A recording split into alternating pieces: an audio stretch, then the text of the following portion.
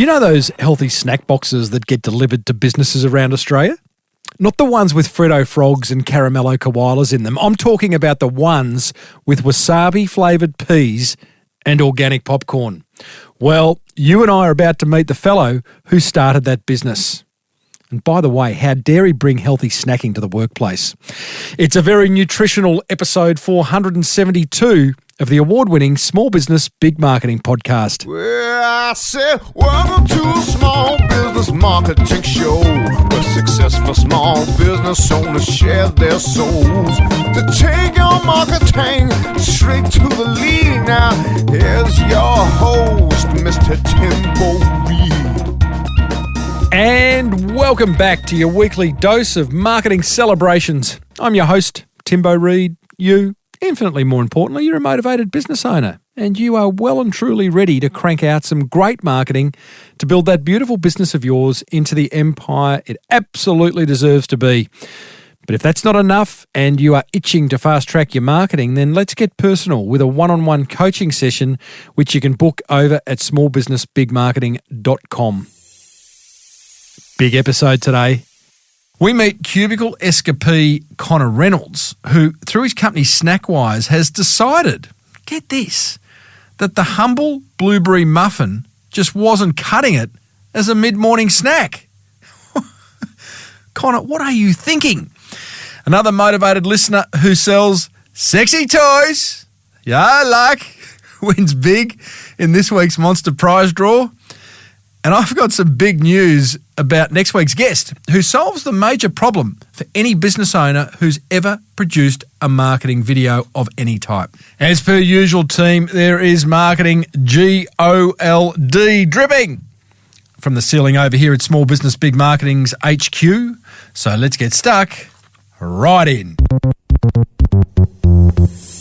So Conor Reynolds is a corporate health and wellbeing expert, as well as the founder of SnackWize, which is Australia's #1 monthly subscription healthy snack service that delivers healthy snacks straight to your office. You may well be getting a SnackWize box delivered to your office.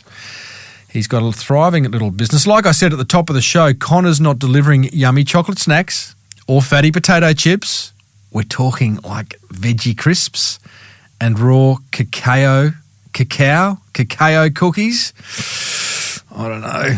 Has the flavour gone from on-work snacking? We'll find out. But clearly there's a market for it as SnackWize is going gangbusters. Since its launch in 2016, the business has experienced really strong growth in Australia, doubling its revenue year on year and quintupling, haven't used that word for a while, if ever, its client base, delivering tens of thousands of snacks to blue-chip clients, including, check this for a kind of portfolio of clients, Uber, Universal Studios, Deloitte, Red Bull, Samsung, to name a few.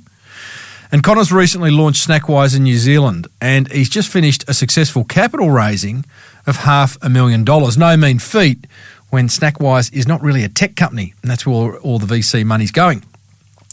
So I started off by asking Conor the hardest of hitting questions. That's right, the big one. What's his favourite snack? Good question to start off with. I'm a bit of a beef jerky fan myself, Tim. So Right. it's either a hate or love relationship. I found it with people with beef jerky. You literally love it or you hate it, but I love it, mate. So that's probably my favourite snack. I didn't see that coming. In fact, I answered a listener question on an episode a week or two ago from a fellow. He had a business, Jono's Jerky. And he was very excited because he's created a new flavour of beef jerky, cheeseburger flavour. Would you give that a crack? Oh, I wouldn't say no. I mean, we sample all the snacks before they go into our snack boxes, Tim. So, yeah, let's throw out an intro for sure. Well, there you go. Just in case you were wondering, my favourite snack is Fry's Turkish Delight, and it always has been, always will be. I love there you go. Yeah. Now, buddy, the idea for SnackWize, where did that come from? So I guess previously to starting SnackWize, I worked for a health and wellbeing brand called HealthWise, which was the corporate health and wellbeing brand for Flight Centre Travel Group. Mm-hmm. So I think you know that brand quite well, Tim. I think you used to work for Flight Centre, didn't you? Yes. Back in the day. My old hunting ground. There you go. Yeah. So that brand was basically established to get flight centre staff healthier, more engaged in their workplace around the world. So my role was the global marketing manager for that brand, and I guess part of that role was really seeing me come up with ideas and concepts to get staff more healthier, engaged at work. So things, like 12-week challenges, clean eating challenges, health and wellness initiatives, 10,000 steps challenges, anything to get staff actively moving and getting them education on how to be healthier. So, the workplace, as a result, got a good benefit from that. So part of that role saw me traveling around with the brand. And in my travels, like even interstate and internationally, I would notice that you could have, some fruit in the workplace. You could have all the great exercise equipment, but unless you actually had great healthy foods, staff were going out and just finding junk. And what I noticed particularly is that they were snacking a lot, and they were snacking on what was they could get their hands on, access to. And most of that time, unfortunately, it was just junk. So I just noticed a lot. I thought, wouldn't it be great if, instead of these guys snacking on junk, couldn't some, come up with a box that's all curated, it's done, it's healthy, it's fresh, rocks up on the doorstep, and they don't have to worry about it. Well, you were working for a big flight centre. Was it a hard decision to escape the cubicle, or were you looking to start a business? No, it was hard. Tim, or did you get the sack? What's that, sorry? Or did you get the sack? No, I didn't get the sack, thankfully. No, I left on good terms. That's always a good thing. No, it was hard. I mean, I had achieved all I had in that role, in my role, and had a great, time, learned a lot at that group. But it's one thing I just kept noticing, and I thought, there has to be something to. I thought there could be something to this. And then I sort of, had a mate that said, "Hey, mate, these guys love your idea. Come give it a crack." So I was working at my job though at Flight Centre for 18 months before I actually made the plunge, or took the plunge, if you like, into going full time. Mm-hmm. So it wasn't like, here's an idea, I'm quitting Flight Centre, let's go and do this. It was like, no, I need to prove the concept here. I need to actually see if people want this. Mm-hmm. It started with, I guess, one box into my mate's workplace. They said, "Hey, Connor, love the snack selection, mate, but there's not enough, and the price is all over the shop." And I didn't know at this stage. All I did is whacked a sticker on a box and went and bought snacks at retail, and then just put them into the workplace. So it was really, really lean sort of style of coming up with a product and then trying to see how it went. And then I basically took the feedback and it went from there. And you kept getting feedback, and I'm sure as current day, you're still getting feedback and making changes as you go. You sound like that kind of guy. Totally, Dale. Every single month, Tim, we're always, changing things on our website, the messaging, our sales approach, and of course the snacks are changing every couple of months as well. But yeah, constantly in that stage right now of, changing or iterating, if you like, every month. Yeah. So explain how the business actually works, Connor. Yeah, so I guess it's probably similar to like a fruit delivery, but we don't actually make the snacks. We work with all the brands around Australia, all the healthy snack brands around Australia, and we curate them into a healthy snack box for the workplace. And we have, I guess, a variety of different size boxes depending on, the staff size and their budget. And what it basically does, it works on a recurring delivery. So, weekly, fortnightly and monthly. The company just pays, the one low price, and then it rocks up on their doorstep and saves them having the time to go and, source the snacks themselves, what's healthy and the price points and so forth. So it's all about providing a healthy, convenient snack service for the workplace that rocks up on the doorstep and they don't have to think twice about. So the employees of that workplace then pay for the snacks, or they can take them for free? Or is that the workplace's decision? That's the workplace's decision. So we always operate on the model that the workplace, pays for these snacks. And in order to do that, we work very closely with our snack suppliers to get the absolute best possible pricing to pass on to our customers to make sure it's as affordable for them as possible, which is great. I mean, if you're going to provide healthy food into the workplace, it needs to be affordable too. So the workplace pays up. We get paid up front every month, and then it's up to the workplace if they want to, provide or charge their staff for snacks to do it. Yeah, I feel like it's not a new idea, but is that because in the workplaces that I have been in, there's been fruit boxes. There has been the charity box of the Caramello bear or the Cadbury Dairy Milk chocolate. Are you first to market with the actually idea of healthy snacks? Well, you're right. I mean, the whole concept of snacking in the workplace is by no means new, and the whole subscription model is by no means new. But what we've sort of done is that we actually were the first to market when we started the business 3.5 years ago of a healthy snack box subscription into the workplace. You would have your charity boxes where it'd be full of chockies. You'd chuck $1 or $2 in there. or you might have some snacks. One of the snack guys coming around just pumping the box full of confectionery, and then end of the week taking the coin out. What we've done is we've sort of turned that on its head and said, hey, well, first and foremost, we're actually providing you with a healthy snack solution, so it's actually healthy for employees.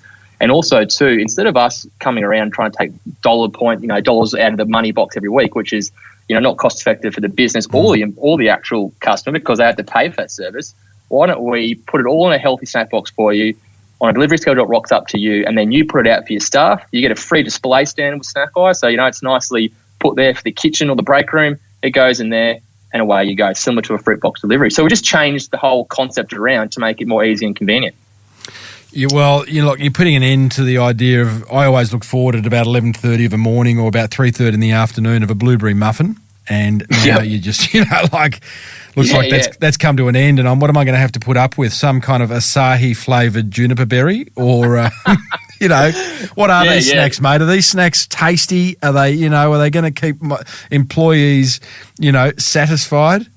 Definitely. And that's the thing, you worry, you think people think straight away healthy, it's going to taste like rabbit food. And I can assure you, for any two weird concoctions of wasabi-flavoured something or other, mate, I'd quit. So, no, definitely not the case for what we have. I mean, the brands and they're all Aussie brands, majority of the 95% of our brands are Aussie brands. And these guys are really creating healthy, great, delicious snacks. I mean, we've got things like, dipped and dusted almonds. We've got, Lamington flavoured bars, but only made from 5 ingredients that don't have nowhere near the sugar of a traditional Lamington. You're not selling me. You're just telling me that you're not selling me. You just told me there's a Lamington made of fibre and greens. No, not at all. Not at all. Made from all these great ingredients actually taste like Lamington without the actual guilt. So come what on. I'll have to do, Timber, I'll have to send you a box, mate, and then you can make a decision up from there. buddy, you're killing me. So what's the advantage? Is there an upside to being first to market or a downside?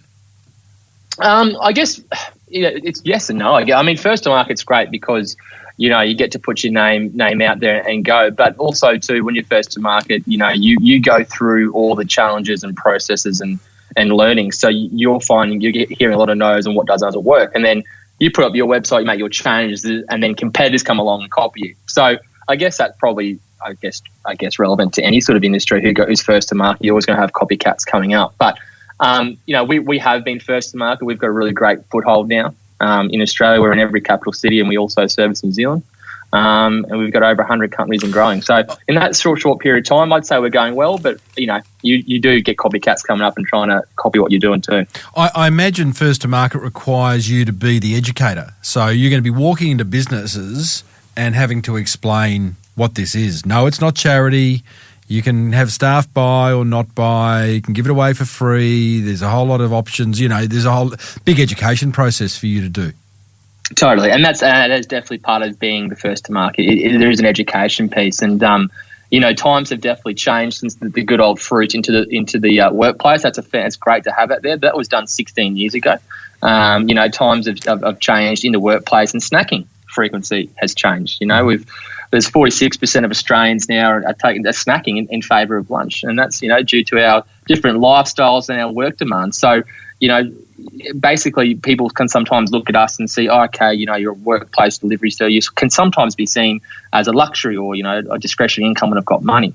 But we really do see that people are starting to sort of see that snacking is really overtaking what's going on in the workplace and in consumers at the home too, because we've gone away from the traditional 3 meals a day. We used to have our breakfast, a lunch, and our dinner, and we may even get 2 of those in a day. If you rush in the morning, you may even have breakfast, you may have a coffee, you may have a snack around 10 o'clock, then you may get lunch in, or you may not, run into a meeting. So we're now snacking a lot more than having our 3 meals. So it's really important business. You've seen a lot of competitors. Well, I don't know if there's a lot of competitors. You've seen competitors pop up, which would you would expect. How do you feel about that? What's your mindset around competition? Yeah, I think originally you see it and you go, is someone trying to get on the market? But I think competition is great because it means that the demand for what you're doing is growing. It grows the category as well. I think as long as you are being innovative in your own business and creating strategies and actual providing value to your business as much as possible, then the competition doesn't really matter as such. You keep an eye on them, but I mean, if all their strategy is just copying you, then they're not going to last too long. So, Conor, you say you innovate on an ongoing basis and you're constantly thinking of ways to add value. How do you do that? I guess it's listening to our customer. I mean, I've got a sales and account manager who works for the business who is constantly in touch with our customers to see, what they're liking, what they're not. And one of the great things about our business is that customers, if they don't like a certain snack item, they can replace it out in the next delivery. So they're not locked into anything that they don't like. So we're constantly, probably once a quarter, we're always sort of surveying our customers into, is anything we could do better and any of our service. So I think taking that feedback on, most of the time it's positive, but there sometimes are areas for improvement. And then I guess creating, or listening to that, feedback and putting into practice with other sort of value adds that we can do is something that we've started to do in the last 6 months. So that's how we sort of generally stay ahead of the curve, is by really listening to our customer at the end of the day.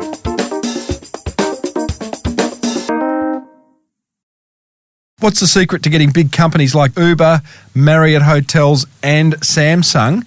I think the secret to that, I mean, to be honest, we're very lucky that we work with industry leaders. These guys see the importance and the value of having health, nutritious food in the workplace. So, we put a lot of, marketing and sales approach out there. But at the end of the day, you can't make a customer buy for you. They really have to be, you really want it. So these sort of guys have come to us, seen what we're doing and thought, hey, I really want to, have a great healthy snack initiative like this in our workplace. So, and we try to market ourselves like that too. I mean, we work with industry leaders, and it's industry leaders that value this. So, we put all the marketing out there, we approach them, but at the end of the day, they need to make that decision. So we're just thankful that we've got companies like that who really see the value in what we're doing. What kind of marketing do you do to draw in inquiry? Yeah, so we've got a full-time sales and account manager who, outreaches to customers and key accounts who we think would be a fit for SnackWize. We also do, obviously the SEO, AdWords and Facebook marketing as well, and PR. We find that, having a great PR presence and great PR strategy always is probably one of the quickest ways to get great brand awareness, and it's worked really well for us in the past, actually. I'd probably say it's probably our best marketing tool. Yeah, it's really interesting. A business your size putting on a publicist, and I've got to say, she was the one who approached me initially for suggesting an interview. Drawn up a well-designed, well-written press release that caught my attention and probably arguably made you look bigger than you necessarily are, which is always a good strategy. Definitely. Yeah. We don't have a full-time publicist on, so that would be Deanna who reached out to you. Who we, approach her when we think of a great PR campaign to do. We've got a story to tell. I think that's the main thing. Mm-hmm. So she's not full-time with the business, but we have used her in the past and she's fantastic. But, people always are surprised. That's where we're pretty lean. I guess we still consider ourselves a little small business startup, but we're sort of not operating like one. We've got over, like I said before, over 100 businesses and growing at a rate of around 10 to 15, and we're doing it with a pretty lean group. So 10 to 15 a month? 10 to 15 new monthly customers a month, that's correct. It's great, mate. Are you happy with that 100? The 100, clearly, they're bigger businesses. Like I said, the Ubers and the Marriotts of the world, the Samsungs of the world. Those clients are great, to be honest. They're not our traditional one, Tim. Our real sort of a target market, our sort of bread and butter is small to medium business from probably about 15 staff or up to about 100. Obviously, with some of those businesses that you mentioned before, they've got 500 staff plus, and we do have a few of those businesses on board. But our real offering is really small to medium business. Why have you chosen that? I would have thought the bigger companies would have been more profitable for you. Why have you chosen the small to medium market? Just because that small to medium business make up the most business in Australia. So the total addressable market is far bigger with small to medium business, and also too. With the bigger businesses, while they are great, they are sort of giants and they work very slowly. So there comes a point where we've found that also too, when it comes to a certain amount of staff, maybe probably, the 400 plus, they probably want to go more the vending machines and don't want to put their sort of hand up to put snack boxes in. Mm-hmm. We do have some of those companies that do that. I know they love it, they see the value of it, but our real sort of where we're growing and where we're seeing the real great uptake is in that sort of small to medium size market, because these guys don't want to have a vending machine in their office. It's clunky, it's annoying. This box it's not expensive, and it rocks up and it feeds all the staff for quite an affordable rate. Now, I kind of have a fascination around business names. My first question is, are you happy with the name SnackWize? Yeah, I love it. Yep. Why? Right. Let's just work through this. Why the Z? Why the Z? So I wanted the S, but the domain for some reason was taken, and it was some random something in New Zealand. So I went with the Z for the domain. That's the only reason why. Well, I had a look at the domains. You've got SnackWize with a Z.com. First question is, why didn't you go .au? Yeah. Well, that was probably a bit of a mistake of mine, but we've got .au as well. You have got it. Okay. I don't know whether it was redirecting. It'd probably be a good idea if it did redirect to snackwize.com. Yeah. I'm sure we should. I think we've maybe hidden .com.au and we've just got .com. That's where the domain authority is at the moment. Yeah. Okay. And then SnackWize with a S.com and the .au is parked. Would it be worth buying them? I don't know what they're worth. Oh, we've got snackwize.com.au. Yeah. With an S. Not with an S, no. Well, that's what I'm saying. The SnackWize with an S.com and .au. I don't know, just covering bases. I'm always interested in how names come about and then the relationship, the business name to the domain and all that type of stuff. But I think it's a good name. It says what it basically says what you do. So you can't argue that. Now, you've been on a bit of a capital raising adventure. You've recently raised $500,000, or last year $500,000 in seed capital. Was that difficult given food businesses aren't that sexy when all the e-commerce type businesses are the ones soaking up the venture capital money? Oh, totally. You nailed it. I mean, that's the problem. I mean, these days, and, it's just tech this, tech that. It's just tech this. And I said, if I hear another tech around, I'll bloody, lose it.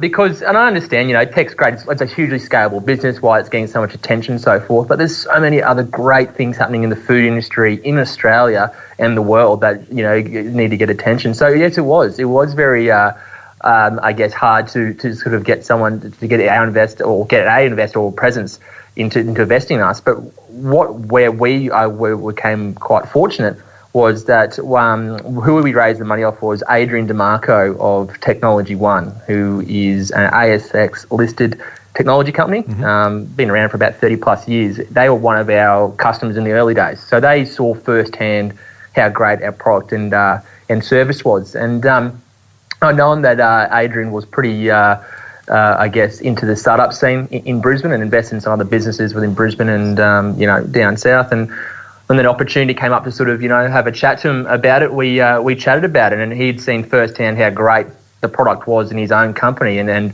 was very interested in it because even though it's food, the model's sort of built like a software business, whereas it's sort of, software as a service, a subscription, we're snacks and we're doing a subscription model too. So I think that's what really piqued his interest in us, is that it is a highly scalable model once you get it right. Yeah, well, it's a good win to get that kind of dough too. Where's the money? Where's $500,000 being spent? Yeah, so $500,000 has been spent, I guess we took up until July last year when I closed the actual seed capital, if you like. It was just me working the business. So I'd got it up to, about 40 staff and then hired my full first-time sales and account guy who's grown the business since. So we put on him.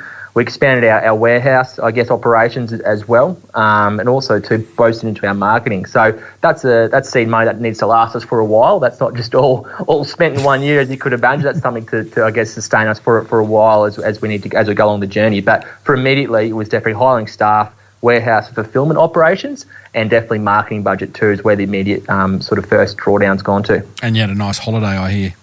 All of that money, I wish. Tell me, you have have you gone into home delivery or you're about to go into home delivery? Yeah. So we've been asked the past 6 months, hey, when are you going to do home delivery? We want this. So we said, okay, we'll package up something smaller because B2B is our real core focus. But we launched that last week and, it's going fantastic. People have jumped onto that now so they can, get snacks delivered to their home once a month, which is great. So tell me about that. First of all, B2B is your core focus. So why would you veer away from that? Was that something your investor wanted you to do, or you saw excuse the pun, a hungry market? It just seems that you've got so much upside in the B2B area that this could be a distraction. Yeah, no, and it's a valid question because, a lot of people have said that. I mean, and it was the reason why I put that on hold for probably about 8 months was we were doing the B2B. The home delivery market's a self-service market. It's a small packaged up offering to what we're doing in the workplace. Basically, our fulfillment operation side of things can handle that quite easily. I mean, it's self-service. It goes through to a warehouse. They pack the order and it goes out. And our curation sort of changes once a month. So the model itself, it can, depending how fast and you scale, you can have other, consumer sort of problems along the way. But I mean, we have the ability right now to handle it softly. We're not blasting it out there as something that we're pushing heaps of. It's just on our website there for customers who have inquired about it for so long, and we're looking to sort of take that approach as sort of a organic growth, where the demand come from. Mm-hmm. And if it starts to take off with the B2B, then we'll hire for that too.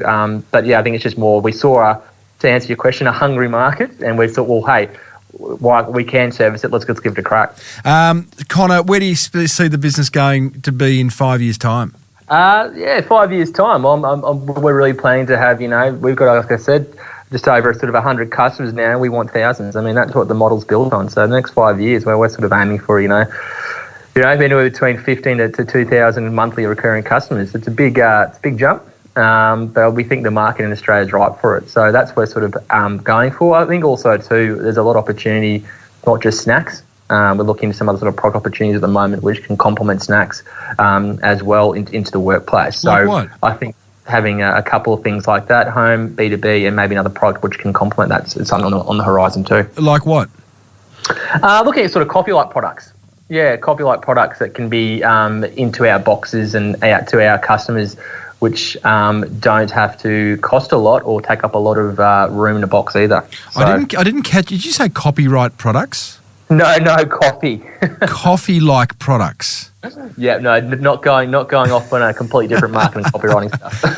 Could you imagine actually having your own range of snacks? It's come across our mind. I mean, that's something we've been asked about. And that's something that we could eventually go down in an avenue of, if we do sort of see an opportunity. I guess with that gives a whole other kettle of fish, considering that you're going to outsourcing manufacturing, ingredients, and food scientists. So it's something that it can take really away. There is a lot of benefits, obviously, of having that, but it's just that at this point in time, we're sort of more focusing on just, being the retailer and getting as many customers as we can on board, and then showing them other products. But yeah, you never know. Down the track, there might be an opportunity to do that. Conor, is it a business that takes up a huge amount of your time now that you're out of the corporate cubicle at Flight Centre and running your own business, or are you pretty strict in work-life balance? No, it definitely takes up a lot of my time. I mean, I love what I do. It's probably the same with yourself, Tim. I mean, I love doing what I do. I'd work probably 6 days a week, like any other probably other small business owner on your show listening to this, or anyone else like that. And it's what you get to do at the start. I do have my lifetime balance. I mean, on a Sunday, that's definitely the day of absolute rest and nothing, and catching up with mates and chilling out with my wife and anything else like that. So we do have a balance. Keep up the exercise all during the week, but it does consume you. I think that's what happens when you're a small business. You've got to put in the hours because you don't have the resources. But, I think eventually, if you can get out of that and hire for it and grow out along the years, that's when you start to free up and get your work-life balance eventually. But at the moment, we haven't really earned that yet. Do you have a mentor? I do, yeah. And Adrian DeMarco, I mean, he's our sort of investor as well. I mean, it's great to have the seed capital, but I mean, his 30-plus years of experience is just invaluable to the business. So, we catch up quarterly, not only for results, but also too on how the business is going and mentorship as well. So he's just an invaluable part of his experience to the business, without a doubt. That's awesome, buddy. Well, congratulations on starting something from scratch. It must be very, very exciting, and seeing it grow, getting some investment, going beyond the business workplace into homes. You're doing some great stuff, and I wish you all the success for the future. No, thanks for that, Tim. It's it's great to be on your show and hopefully provide some value to your listeners today. And I should say, anyone wanting to get a healthy snack box delivered to their workplace can simply go to SnackWize.com. Thanks, Conor. Thanks for that, Tim. Well, there you go. SnackWize founder Conor Reynolds. And Conor has very kindly added to the swag of prizes you can win in the Monster Prize Draw. But right now, here's what grabbed my attention from that chat with Conor. Attention grabber number 1. I love how, despite the fact that SnackWize is not yet an empire by any stretch of the imagination, Conor has embraced publicity as a major marketing strategy. Now, I'll put the press release he sent to me in the show notes to give you an idea of what best practice looks like. Great press release. I think it's a great strategy. Comes at a cost. Sometimes a publicist is not cheap. But if you get, like lots of coverage in various mediums, podcasts, maybe a YouTube channel interview, newspaper, are they still around? Bit of TV, radio, who knows? Then it's going to be worth the money spent. And clearly it's working for Conor. Attention grabber number 2. I love Conor's pricing model. Any recurring monthly income business gets my attention straight away. Who doesn't want a recurring monthly income just to smooth out that cash flow? And attention grabber number 3. I love the fact that Conor went out of his way or goes out of his way to listen to his customers. We should all be doing that. We should all have our finger on the pulse, whether we have little boardroom lunches for key customers and ask them a few questions, pick up the phone and ring some old customers, walk out onto your shop front. Is that what you say, your shop front? The forecourt of your shop? Ask customers questions, all that kind of stuff. That's what grabbed my attention. Whatever grabbed yours, big idea, small idea, just be sure to block out some time in your diary and implement it. Oh, g'day Tim, Shane Scrutton calling. I've just got notification that I won your Monster Draw for your small business marketing show. So just wanted to say thank you very much for that. That's a real thrill to win all that stuff. And just wanted to say thank you very much. And if there's anything I can do to help promote your show or anything like that, just let me know. And thanks very much once again. Oh, thanks, Shane. The best thing that you can do for me is simply to keep listening. Oh, and maybe tell 10 more business owners each day about the show, 10 or 11. I don't mind. And if you're feeling really generous, an iTunes listener review would be awesome. That's to anyone, not just Shane. I'd love you to leave an iTunes review. Not only does it boost my ranking, it's wonderful for my ego. But right now, let's make another listener's day. Come on down. It's Timbo's Monster Prize Draw. Oh, yes, indeedly, doodly. It is time to reward another motivated listener, just like Shane, for taking some serious marketing action. And today's winner is...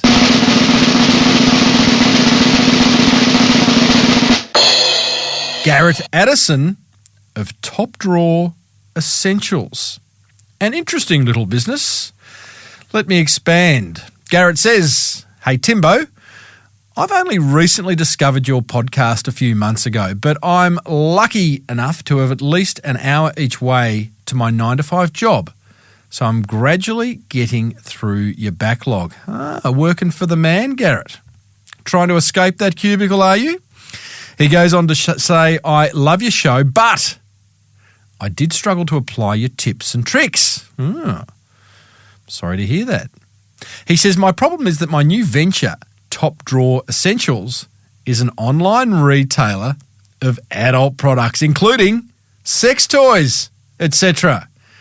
As such, I found most of the tips in each episode were difficult to apply. For example, I'd be inspired to do some Facebook advertising, having listened to Cham Tang's interview, but Facebook doesn't allow advertising of sexual-related content or goods." Yeah, well, that's hard.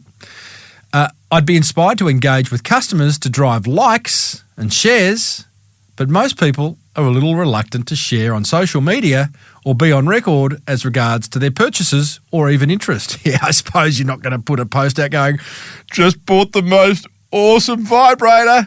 It's ace. He loves it. She loves it." I don't know. Fair enough. The brave amongst us would. I took a Viagra the other day, got caught in my throat, had a stiff neck for about a week. Thank you very much. And he goes on to say, after some episodes, I'd be inspired to do some YouTube videos featuring my products. Well, that's probably called porn. I'll pull you up on that one, Garrett. That's not porn. If you review a product, you don't have to show it in action, but you can just talk about it and the texture and the shape and the battery power. lot battery life, I don't know, all that stuff. You can talk around, it doesn't have to be naughty. Garrett goes on to say, that said, I was getting a constant message from you and your guests to challenge my comfort zones. And so I did. Gradually, I started to be brave enough to introduce my venture to friends for their take, and while there were some raised eyebrows for sure, the conversation was enlightening. Awesome. Start a conversation around your product. It's a good thing to do. I discovered that almost all were past shoppers in my niche. 9 out of 10. People are closet shoppers of sex toys. I just made that stat up, but, sounds good. And most importantly, it made me recognise that all adults were potential shoppers in my niche. It just required a conversation. It's made me focus my efforts in getting that conversation going, particularly through a blog. Great idea. Google will love that, Garrett. And doing so has helped me be different from my competitors. It's still early days, but my growth is encouraging. I just wanted to share. Thanks, Timbo, 5 stars. Garrett, that's a great share, mate. And I think there is actually a lot you could do in your business, so don't be discouraged. As you say, you have a rather large market to appeal to. So your challenge is to not try to be everything to everyone, but niche it down and own a particular niche in that adult toy, adult e-commerce store market. That's what I do. Hey, Garrett, for sharing that, mate, here's what you have won. $50 SnackWize sample box, $500 range of Liars non-alcoholic spirits, Saya skincare basins essentials pack, $79, $100 voucher to buy some undies, a Canva Pro license for $140, on the go merchandise voucher, $75, Beach People voucher, you get yourself a round beach towel, $50, 6-pack of Mr. Lee's noodles, $30, a My DNA test kit, $99. You got promotion on this show and a backlink in the show notes. How good's that? Just for sharing what's working in your business. I would encourage everyone else to do the same. Send me an email. You don't have to sell sexy toys just to kind of win. There's been lots of winners in the last couple of years. You just got to tell me one idea that's working in your business that you heard on this show and what impact it's had from implementing it. Send me an email, tim@timreid, reid.com.au. If I read it out on air, you win. That almost brings us to the end of episode 472. A reminder, you'll find plenty more where this came from on the Podcast One Australia app, plus my entire archive of episodes and blog posts full of ideas to grow that business of yours is over at smallbusinessbigmarketing.com. In the next episode, we solve the problem of what to do with all those marketing videos that you've created and put on your website. There are other ways of getting exposure for them, and you're going to learn how. If you're getting value from listening, then don't keep it a secret. Be sure to let other business owners know about it. This podcast was presented by me, Timbo Reid, and cleverly pulled together by the compassionate team at Podcast One Australia. Until next time, thank you so much for tuning in. Now get out there and take action.